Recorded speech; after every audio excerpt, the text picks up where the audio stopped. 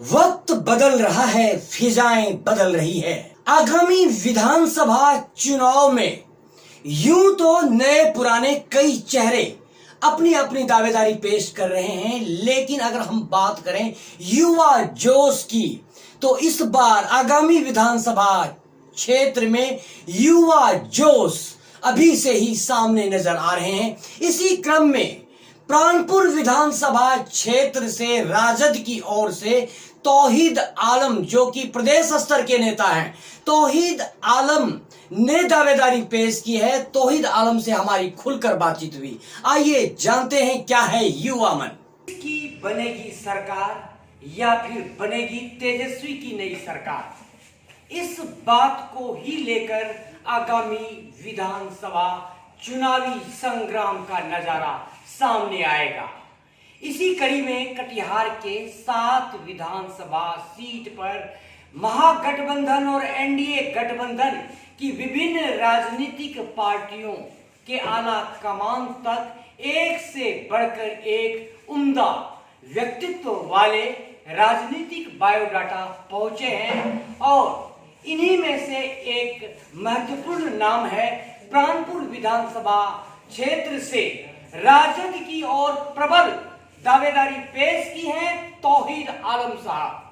तौहीद आलम जी के बारे में हम आपको बताना चाहेंगे, राजद के प्रदेश स्तर के नेता के साथ साथ जमीन से जुड़े कार्यकर्ता रहे हैं, जिन्हें जनता और कार्यकर्ताओं में इनकी एक अलग विशिष्ट पहचान रही है।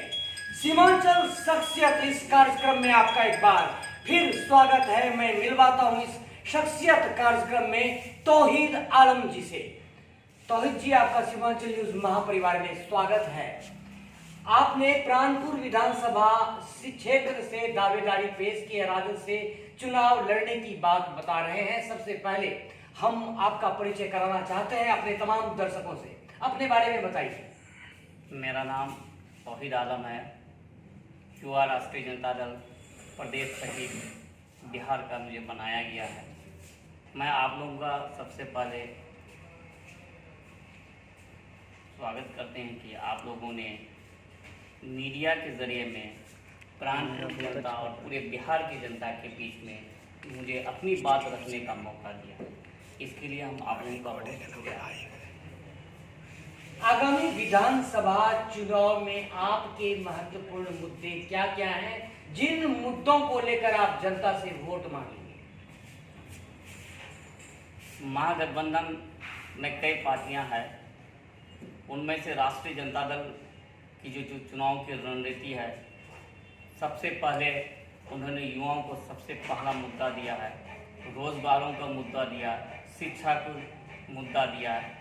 सारी योजनाओं के अंतर्गत जो एनडीए की सरकार ने, डबल इंजन की सरकार ने अपने कामों में विफल है, ऐसे में सरकार कोशिश करेगी कि आने वाले दिन में जब उनकी सरकार बनेगी, गठबंधन की सरकार बनेगी, तो वो कंप्लीटली विकास की ओर लेके जाएंगे। चुनाव जीतकर आप अपनी क्षेत्र की सबसे उन समस्या के बारे में बताइए कि अगर आप विधायक बन जाते हैं प्राणपुर का, तो सबसे पहला क्या काम होगा जो आप करना चाहेंगे जनता के लिए?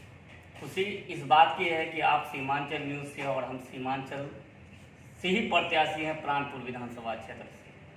आप हमसे बेहतर सीमांचल के हालात को जानते हैं कि हम लोग सीमांचल में किस स्थिति में हमारी पैदाइश हुई है और हम लोग बाढ़ से किस स्थिति में जूझ रहे हैं। सीमांचल को जब सैलाब का समय आता है तो पूरा सीमांचल पानी में अपना 6 महीना तक लगता है, अनुमान की 6 महीना तक पानी में अपनी गुजर बसर करते हैं। इस स्थिति में सीमांचल की स्थिति क्या हो सकती है, ये सीमांचल न्यूज़ से बढ़कर कोई नहीं जान सकता।